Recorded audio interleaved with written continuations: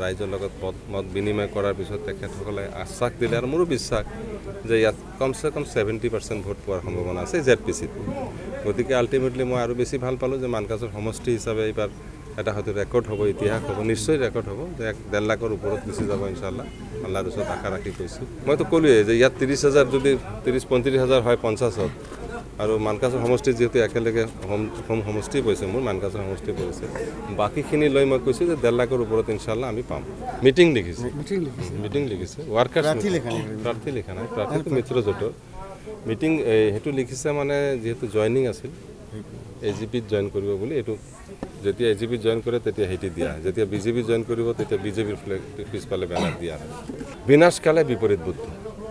এতিয়া বদৰুদ্দিন আজমল ডাঙৰীয়া সম্পৰ্কে ক'বলৈ গ'লে বিনাশকালে বিপৰীত বুদ্ধি। তেখেত পাগলৰ নিচিনা হৈছে, আনকণ্ট্ৰল হৈছে, কথা বাৰ্তাত অসংযম কথা কয়, এটাৰ পিছত এটা ভুল কথা কয়, তাৰ মানেই বিনাশকালে বিপৰীত বুদ্ধি। তেখেতৰ বিনাশ হ'ব, সেইকাৰণে এইবিলাক আৰম্ভ হৈছে। আৰু ইতিমধ্যে ৰাইজে 1-1.5 বছৰ আগতেই তেখেতক বিদায় দিবলৈ সাজু হৈ আছে।